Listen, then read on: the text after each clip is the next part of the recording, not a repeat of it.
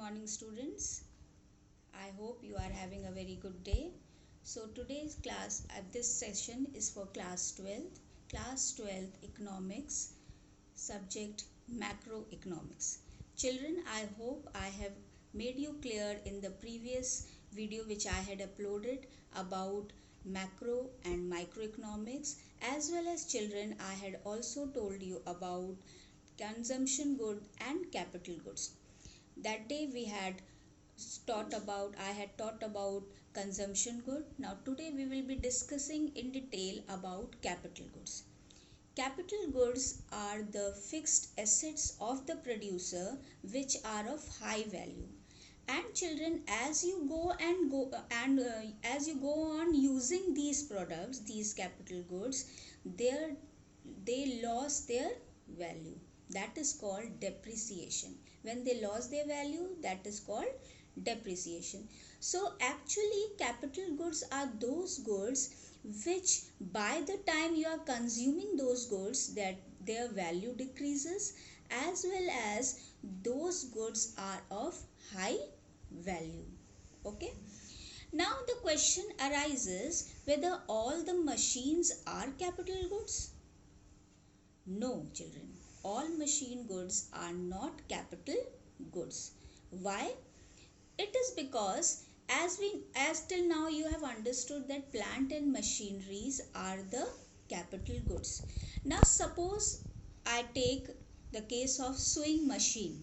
Okay. Now sewing machine is can be with the tailor also, and it can be with the consumer particular also. Suppose that sewing machine is with the tailor, so that good is called the fixed asset, and for him that sewing machine is having the high value. So that in that case machine plays the role of the capital goods for that tailor. But when we take the particular person, suppose a household woman, for that the sewing machine is not having so much high value as it is having for the tailor. So in that case the machine is not called as capital good. So children, it is clear that the producer good which is having high value is only called the machine which is capital good. Other goods are not called capital goods. So this way it is clear that all machines cannot be treated as capital good. Now children, I give you one work. Suppose we take car.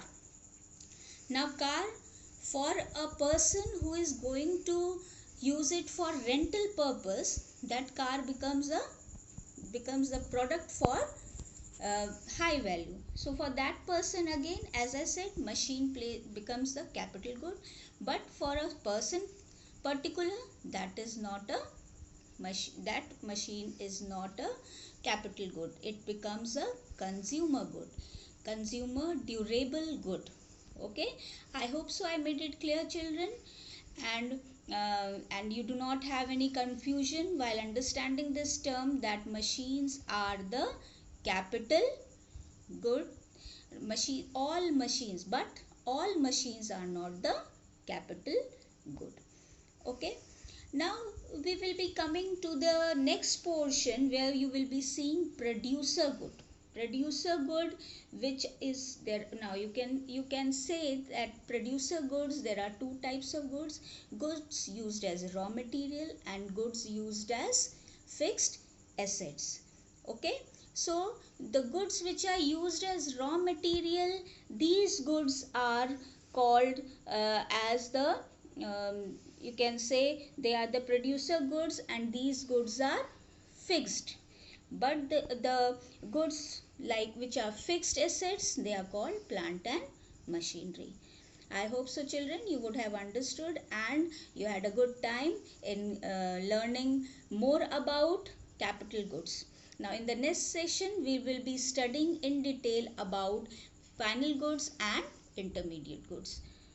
For your homework, for your home assignment, I am giving you to write down what are capital goods and how you can say that all the machines are not producer goods, or you can say all machines are not capital goods. Thank you, children.